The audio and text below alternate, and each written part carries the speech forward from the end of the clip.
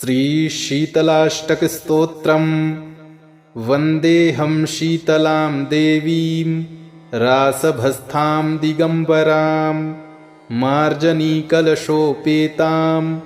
शूर्पालङ्कृतमस्तकां वन्देऽहं शीतलां देवीं सर्वरोगभयापहां यामासाद्य निवर्तेत विस्फोटकभयं महत्।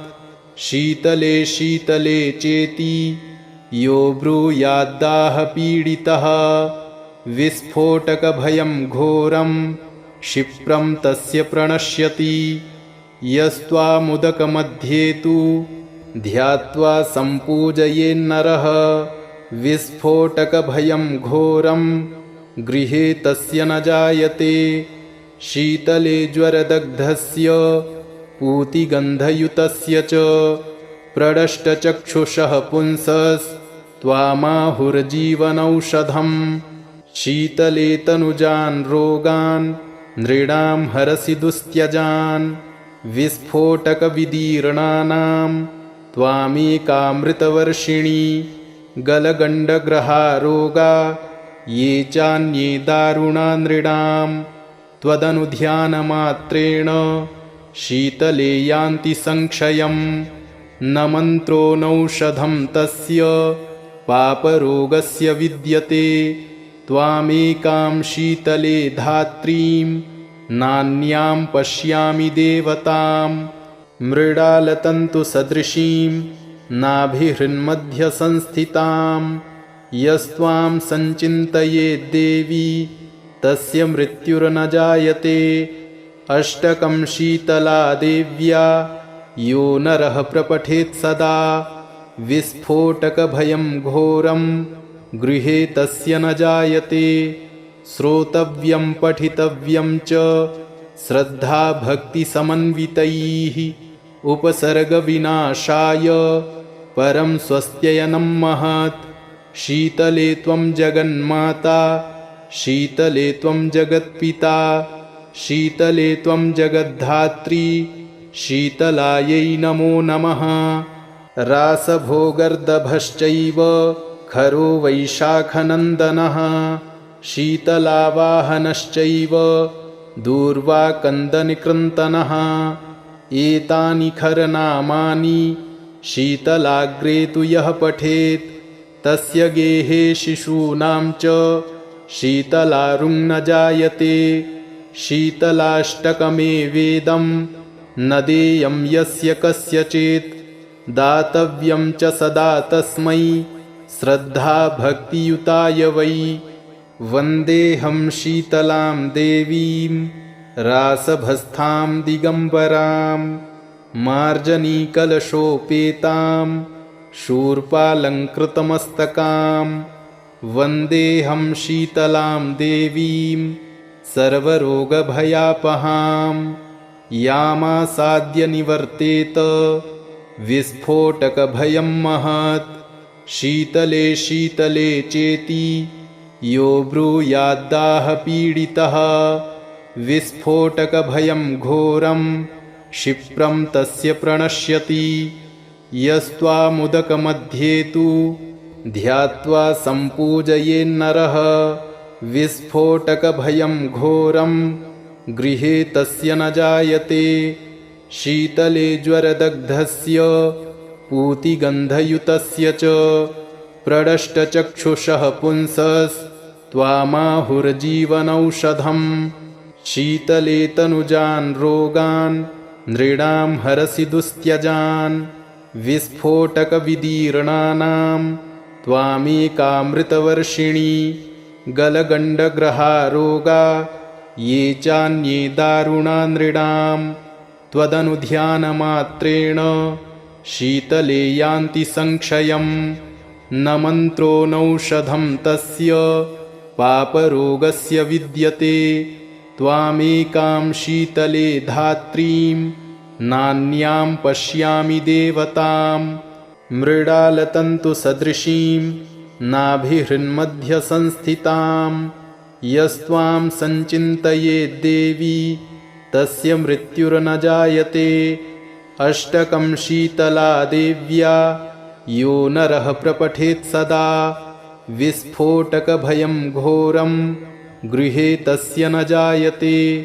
श्रोतव्यं पठितव्यं च श्रद्धा भक्तिसमन्वितैः उपसर्गविनाशाय परं स्वस्त्ययनं महत्।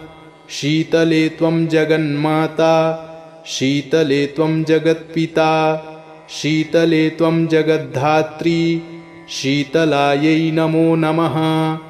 रासभोगर्दभश्चैव खरो वैशाखनन्दनः शीतलावाहनश्चैव दूर्वाकन्दनिकृन्तनः। एतानि खरनामानि शीतलाग्रे तु यः पठेत् तस्य गेहे शिशूनां च शीतलारुं न जायते। शीतलाष्टकमेवेदं न देयं यस्य कस्यचित् दातव्यं च सदा तस्मै श्रद्धा भक्तियुताय वै। वन्देऽहं शीतलां देवीं रासभस्तां दिगम्बरां मार्जनीकलशोपेतां शूर्पालङ्कृतमस्तकां। वन्देऽहं शीतलां देवीं सर्वरोगभयापहां यामासाद्य निवर्तेत विस्फोटकभयं महत्। शीतले शीतले चेति यो ब्रूयाद्दाहपीडितः विस्फोटकभयं घोरं क्षिप्रं तस्य प्रणश्यति। यस्त्वामुदकमध्ये तु ध्यात्वा सम्पूजयेन्नरः विस्फोटकभयं घोरं गृहे तस्य न जायते। शीतले ज्वरदग्धस्य पूतिगन्धयुतस्य च प्रडष्टचक्षुषः पुंसस्त्वामाहुर्जीवनौषधम्। शीतले तनुजान् रोगान् नृणां हरसि दुस्त्यजान् विस्फोटकविदीर्णानां त्वामेकामृतवर्षिणी। गलगण्डग्रहारोगा ये चान्ये दारुणा नृणां त्वदनुध्यानमात्रेण शीतले यान्ति संक्षयम्। न मन्त्रो नौषधं तस्य पापरोगस्य विद्यते। त्वामेकां शीतले धात्रीं नान्यां पश्यामि देवतां। मृडालतन्तुसदृशीं नाभिहृन्मध्यसंस्थितां यस्त्वां सञ्चिन्तयेद्देवी तस्य मृत्युर्न जायते। अष्टकं शीतला देव्या यो नरः प्रपठेत् सदा विस्फोटकभयं घोरं गृहे तस्य न जायते। श्रोतव्यं पठितव्यं च श्रद्धा भक्तिसमन्वितैः उपसर्गविनाशाय परं स्वस्त्ययनं महत्। शीतले त्वं जगन्माता शीतले त्वं जगत्पिता शीतले त्वं जगद्धात्री शीतलायै नमो नमः। रासभोगर्दभश्चैव खरो वैशाखनन्दनः शीतलावाहनश्चैव दूर्वाकन्दनिकृन्तनः। एतानि खरनामानि शीतलाग्रे तु यः पठेत् तस्य गेहे शिशूनां च शीतलारुं न जायते। शीतलाष्टकमेवेदं न देयं यस्य कस्यचित् दातव्यं च सदा तस्मै श्रद्धा भक्तियुताय वै। वन्देऽहं शीतलां देवीं रासभस्तां दिगम्बरां मार्जनीकलशोपेतां शूर्पालङ्कृतमस्तकां। वन्देऽहं शीतलां देवीं सर्वरोगभयापहां यामासाद्य निवर्तेत विस्फोटकभयं महत्। शीतले शीतले चेति यो ब्रूयाद्दाहपीडितः विस्फोटकभयं घोरं क्षिप्रं तस्य प्रणश्यति। यस्त्वामुदकमध्ये तु ध्यात्वा सम्पूजयेन्नरः विस्फोटकभयं घोरं गृहे तस्य न जायते। शीतले ज्वरदग्धस्य पूतिगन्धयुतस्य च प्रडष्टचक्षुषः पुंसस्त्वामाहुर्जीवनौषधम्। शीतले तनुजान् रोगान् नृणां हरसि दुस्त्यजान्। विस्फोटकविदीर्णानां त्वामेकामृतवर्षिणी। गलगण्डग्रहा रोगा ये चान्ये दारुणा नृणां। त्वदनुध्यानमात्रेण शीतले यान्ति संक्षयम्। न मन्त्रो नौषधं तस्य पापरोगस्य विद्यते। त्वामेकां शीतले धात्रीं नान्यां पश्यामि देवताम्। मृडालतन्तुसदृशीं नाभिहृन्मध्यसंस्थितां। यस्त्वां सञ्चिन्तयेद्देवी तस्य मृत्युर्न जायते। अष्टकं शीतला देव्या यो नरः प्रपठेत् सदा। विस्फोटकभयं घोरं गृहे तस्य न जायते। श्रोतव्यं पठितव्यं च श्रद्धाभक्तिसमन्वितैः। उपसर्गविनाशाय परं स्वस्त्ययनं महत्। शीतले त्वं जगन्माता शीतले त्वं जगत्पिता। शीतले त्वं जगद्धात्री शीतलायै नमो नमः। रासभोगर्दभश्चैव खरो वैशाखनन्दनः। शीतलावाहनश्चैव दूर्वाकन्दनिकृन्तनः। एतानि खरनामानि शीतलाग्रे तु यः पठेत् तस्य गेहे शिशूनां च शीतलारुं न जायते। शीतलाष्टकमेवेदं न देयं यस्य कस्यचित्। दातव्यं च सदा तस्मै श्रद्धाभक्तियुताय वै। वन्देऽहं शीतलां देवीं रासभस्थां दिगम्बरां। मार्जनीकलशोपेतां शूर्पालङ्कृतमस्तकां। वन्देऽहं शीतलां देवीं सर्वरोगभयापहां। यामासाद्य निवर्तेत विस्फोटकभयं महत्। शीतले शीतले चेति यो ब्रूयाद्दाहपीडितः। विस्फोटकभयं घोरं क्षिप्रं तस्य प्रणश्यति। यस्त्वामुदकमध्ये तु ध्यात्वा सम्पूजयेन्नरः। विस्फोटकभयं घोरं गृहे तस्य न जायते। शीतले ज्वरदग्धस्य पूतिगन्धयुतस्य च प्रडष्टचक्षुषः पुंसस्त्वामाहुर्जीवनौषधम्। शीतले तनुजान् रोगान् नृणां हरसि दुस्त्यजान्। विस्फोटकविदीर्णानां त्वामेकामृतवर्षिणी। गलगण्डग्रहा रोगा ये चान्ये दारुणा नृणां। त्वदनुध्यानमात्रेण शीतले यान्ति संक्षयम्। न मन्त्रो नौषधं तस्य पापरोगस्य विद्यते। त्वामेकां शीतले धात्रीं नान्यां पश्यामि देवताम्। मृडालतन्तुसदृशीं नाभिहृन्मध्यसंस्थितां। यस्त्वां सञ्चिन्तयेद्देवी तस्य मृत्युर्न जायते। अष्टकं शीतला देव्या यो नरः प्रपठेत् सदा। विस्फोटकभयं घोरं गृहे तस्य न जायते। श्रोतव्यं पठितव्यं च श्रद्धाभक्तिसमन्वितैः।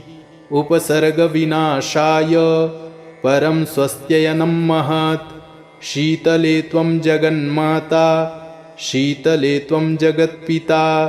शीतले त्वं जगद्धात्री शीतलायै नमो नमः। रासभोगर्दभश्चैव खरो वैशाखनन्दनः। शीतलावाहनश्चैव दूर्वाकन्दनिकृन्तनः। एतानि खरनामानि शीतलाग्रे तु यः पठेत् तस्य गेहे शिशूनां च शीतलारुं न जायते। शीतलाष्टकमेवेदं न देयं यस्य कस्यचित् दातव्यं च सदा तस्मै श्रद्धा भक्तियुताय वै। वन्देऽहं शीतलां देवीं रासभस्तां दिगम्बरां मार्जनीकलशोपेतां शूर्पालङ्कृतमस्तकां। वन्देऽहं शीतलां देवीं सर्वरोगभयापहां यामासाद्य निवर्तेत विस्फोटकभयं महत्। शीतले शीतले चेति यो ब्रूयाद्दाहपीडितः विस्फोटकभयं घोरं क्षिप्रं तस्य प्रणश्यति। यस्त्वामुदकमध्ये तु ध्यात्वा सम्पूजयेन्नरः विस्फोटकभयं घोरं गृहे तस्य न जायते। शीतले ज्वरदग्धस्य पूतिगन्धयुतस्य च प्रडष्टचक्षुषः पुंसस्त्वामाहुर्जीवनौषधम्। शीतले तनुजान् रोगान् नृणां हरसि दुस्त्यजान् विस्फोटकविदीर्णानां त्वामेकामृतवर्षिणी। गलगण्डग्रहारोगा ये चान्ये दारुणा नृणां त्वदनुध्यानमात्रेण शीतले यान्ति संक्षयम्। न मन्त्रो नौषधं तस्य पापरोगस्य विद्यते त्वामेकां शीतले धात्रीं नान्यां पश्यामि देवतां। मृडालतन्तुसदृशीं नाभिहृन्मध्यसंस्थितां यस्त्वां सञ्चिन्तयेद्देवी तस्य मृत्युर्न जायते। अष्टकं शीतला देव्या यो नरः प्रपठेत् सदा विस्फोटकभयं घोरं गृहे तस्य न जायते। श्रोतव्यं पठितव्यं च श्रद्धा भक्तिसमन्वितैः उपसर्गविनाशाय परं स्वस्त्ययनं महत्। शीतले त्वं जगन्माता शीतले त्वं जगत्पिता शीतले त्वं जगद्धात्री शीतलायै नमो नमः। रासभोगर्दभश्चैव खरो वैशाखनन्दनः शीतलावाहनश्चैव दूर्वाकन्दनिकृन्तनः। एतानि खरनामानि शीतलाग्रे तु यः पठेत् तस्य गेहे शिशूनां च शीतलारुं न जायते। शीतलाष्टकमेवेदं न देयं यस्य कस्यचित् दातव्यं च सदा तस्मै श्रद्धा भक्तियुताय वै। वन्देऽहं शीतलां देवीं रासभस्तां दिगम्बरां मार्जनीकलशोपेतां शूर्पालङ्कृतमस्तकां। वन्देऽहं शीतलां देवीं सर्वरोगभयापहां यामासाद्य निवर्तेत विस्फोटकभयं महत्। शीतले शीतले चेति यो ब्रूयाद्दाहपीडितः विस्फोटकभयं घोरं क्षिप्रं तस्य प्रणश्यति। यस्त्वामुदकमध्ये तु ध्यात्वा सम्पूजयेन्नरः विस्फोटकभयं घोरं गृहे तस्य न जायते।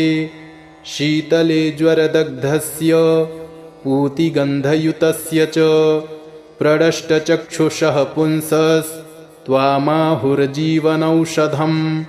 शीतले तनुजान् रोगान् नृणां हरसि दुस्त्यजान् विस्फोटकविदीर्णानां त्वामेकामृतवर्षिणी। गलगण्डग्रहारोगा ये चान्ये दारुणा नृणां त्वदनुध्यानमात्रेण शीतले यान्ति संक्षयम्। न मन्त्रो नौषधं तस्य पापरोगस्य विद्यते त्वामेकां शीतले धात्रीं नान्यां पश्यामि देवतां मृडालतन्तुसदृशीं नाभिहृन्मध्यसंस्थितां यस्त्वां सञ्चिन्तयेद्देवी तस्य मृत्युर्न जायते। अष्टकं शीतला देव्या यो नरः प्रपठेत् सदा विस्फोटकभयं घोरं गृहे तस्य न जायते। श्रोतव्यं पठितव्यं च श्रद्धा भक्तिसमन्वितैः उपसर्गविनाशाय परं स्वस्त्ययनं महत्। शीतले त्वं जगन्माता शीतले त्वं जगत्पिता शीतले त्वं जगद्धात्री शीतलायै नमो नमः। रासभोगर्दभश्चैव खरो वैशाखनन्दनः शीतलावाहनश्चैव दूर्वाकन्दनिकृन्तनः।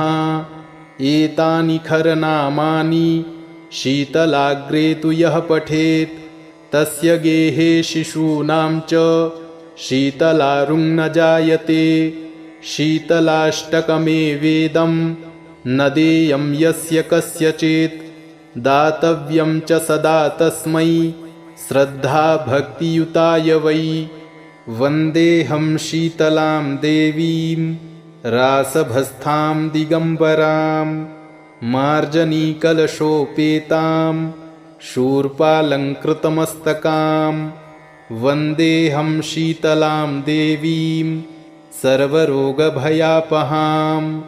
यामासाद्य निवर्तेत विस्फोटकभयं महत्। शीतले शीतले चेति यो ब्रूयाद्दाहपीडितः विस्फोटकभयं घोरं क्षिप्रं तस्य प्रणश्यति। यस्त्वामुदकमध्ये तु ध्यात्वा सम्पूजयेन्नरः विस्फोटकभयं घोरं गृहे तस्य न जायते।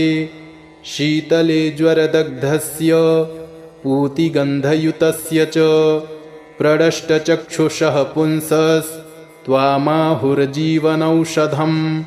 शीतले तनुजान् रोगान् नृणां हरसि दुस्त्यजान् विस्फोटकविदीर्णानां त्वामेकामृतवर्षिणी। गलगण्डग्रहारोगा ये चान्ये दारुणा नृणां त्वदनुध्यानमात्रेण शीतले यान्ति संक्षयम्। न मन्त्रो नौषधं तस्य पापरोगस्य विद्यते। त्वामेकां शीतले धात्रीं नान्यां पश्यामि देवतां मृडालतन्तुसदृशीं नाभिहृन्मध्यसंस्थितां यस्त्वां सञ्चिन्तयेद्देवी तस्य मृत्युर्न जायते।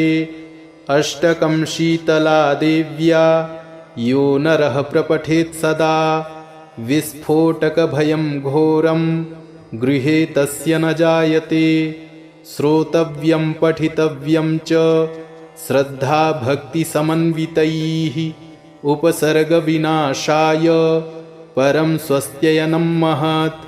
शीतले त्वं जगन्माता शीतले त्वं जगत्पिता शीतले त्वं जगद्धात्री शीतलायै नमो नमः। रासभोगर्दभश्चैव खरो वैशाखनन्दनः शीतलावाहनश्चैव दूर्वाकन्दनिकृन्तनः। एतानि खरनामानि शीतलाग्रे तु यः पठेत् तस्य गेहे शिशूनां च शीतलारुं न जायते। शीतलाष्टकमेवेदं न देयं यस्य कस्यचित् दातव्यं च सदा तस्मै श्रद्धा भक्तियुताय वै। वन्देऽहं शीतलां देवीं रासभस्तां दिगम्बरां मार्जनीकलशोपेतां शूर्पालङ्कृतमस्तकां। वन्देऽहं शीतलां देवीं सर्वरोगभयापहां यामासाद्य निवर्तेत विस्फोटकभयं महत्। शीतले शीतले चेति यो ब्रूयाद्दाहपीडितः विस्फोटकभयं घोरं क्षिप्रं तस्य प्रणश्यति यस्त्वामुदकमध्ये तु ध्यात्वा सम्पूजयेन्नरः विस्फोटकभयं घोरं गृहे तस्य न जायते शीतले ज्वरदग्धस्य पूतिगन्धयुतस्य च प्रडष्टचक्षुषः पुंसस्त्वामाहुर्जीवनौषधम् शीतले तनुजान् रोगान् नृणां हरसि दुस्त्यजान् विस्फोटकविदीर्णानां त्वामेकामृतवर्षिणी गलगण्डग्रहारोगा ये चान्ये दारुणा नृणां त्वदनुध्यानमात्रेण शीतले यान्ति संक्षयं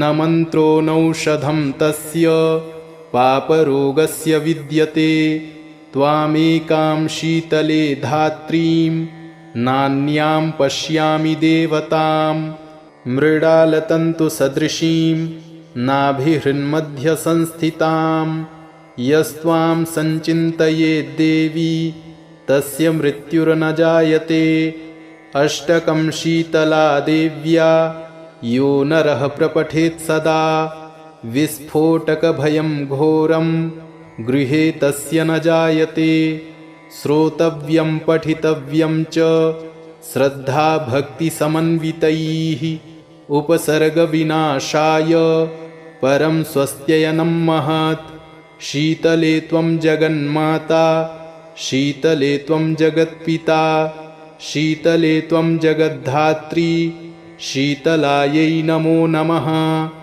रासभोगर्दभश्चैव खरो वैशाखनन्दनः शीतलावाहनश्चैव दूर्वाकन्दनिकृन्तनः एतानि खरनामानि शीतलाग्रे तु यः पठेत् तस्य गेहे शिशूनां च शीतलारुं न जायते शीतलाष्टकमेवेदं न देयं यस्य कस्यचित् दातव्यं च सदा तस्मै श्रद्धाभक्तियुताय वै वन्देऽहं शीतलां देवीं रासभस्थां दिगम्बरां मार्जनीकलशोपेतां शूर्पालङ्कृतमस्तकां वन्देऽहं शीतलां देवीं सर्वरोगभयापहां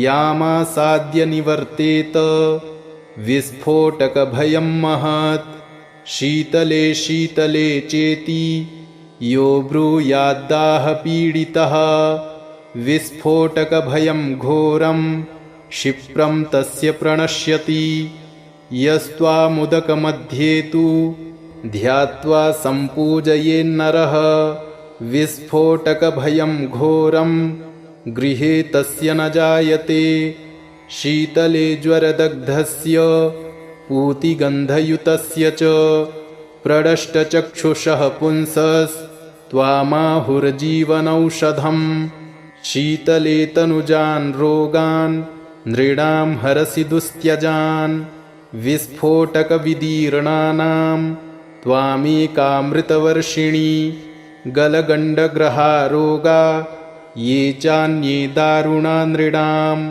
त्वदनुध्यानमात्रेण शीतले यान्ति संक्षयं न मन्त्रो नौषधं तस्य पापरोगस्य विद्यते त्वामेकां शीतले धात्रीं नान्यां पश्यामि देवतां मृडालतन्तुसदृशीं नाभिहृन्मध्यसंस्थितां यस्त्वां सञ्चिन्तयेद्देवी तस्य मृत्युर्न जायते अष्टकं शीतला देव्या यो नरः प्रपठेत् सदा विस्फोटकभयं घोरं गृहे तस्य न जायते श्रोतव्यं पठितव्यं च श्रद्धाभक्तिसमन्वितैः उपसर्गविनाशाय परं स्वस्त्ययनं महत् शीतले त्वं जगन्माता शीतले त्वं जगत्पिता शीतले त्वं जगद्धात्री शीतलायै नमो नमः। रासभोगर्दभश्चैव खरो वैशाखनन्दनः, शीतलावाहनश्चैव दूर्वाकन्दनिकृन्तनः। एतानि खरनामानि शीतलाग्रे तु यः पठेत्, तस्य गेहे शिशूनां च शीतलारुं न जायते। शीतलाष्टकमेवेदं न देयं यस्य कस्यचित्, दातव्यं च सदा तस्मै श्रद्धा भक्तियुताय वै।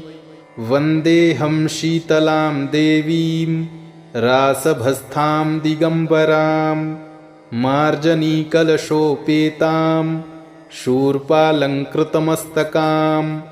वन्देऽहं शीतलां देवीं सर्वरोगभयापहां, यामासाद्य निवर्तेत विस्फोटकभयं महत्। शीतले शीतले चेति यो ब्रूयाद्दाहपीडितः, विस्फोटकभयं घोरं क्षिप्रं तस्य प्रणश्यति। यस्त्वामुदकमध्ये तु ध्यात्वा सम्पूजयेन्नरः, विस्फोटकभयं घोरं गृहे तस्य न जायते। शीतले ज्वरदग्धस्य पूतिगन्धयुतस्य च प्रडष्टचक्षुषः पुंसस्त्वामाहुर्जीवनौषधम्। शीतले तनुजान् रोगान् नृणां हरसि दुस्त्यजान्, विस्फोटकविदीर्णानां त्वामेकामृतवर्षिणी।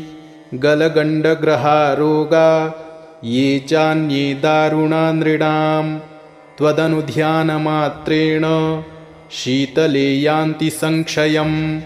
न मन्त्रो नौषधं तस्य पापरोगस्य विद्यते, त्वामेकां शीतले धात्रीं नान्यां पश्यामि देवतां। मृडालतन्तुसदृशीं नाभिहृन्मध्यसंस्थितां, यस्त्वां सञ्चिन्तयेद्देवी तस्य मृत्युर्न जायते। अष्टकं शीतला देव्या यो नरः प्रपठेत् सदा, विस्फोटकभयं घोरं गृहे तस्य न जायते। श्रोतव्यं पठितव्यं च श्रद्धा भक्तिसमन्वितैः, उपसर्गविनाशाय परं स्वस्त्ययनं महत्। शीतले त्वं जगन्माता, शीतले त्वं जगत्पिता, शीतले त्वं जगद्धात्री, शीतलायै नमो नमः। रासभोगर्दभश्चैव खरो वैशाखनन्दनः, शीतलावाहनश्चैव दूर्वाकन्दनिकृन्तनः। एतानि खरनामानि शीतलाग्रे तु यः पठेत्, तस्य गेहे शिशूनां च शीतलारुं न जायते। शीतलाष्टकमेवेदं न देयं यस्य कस्यचित्, दातव्यं च सदा तस्मै श्रद्धा भक्तियुताय वै।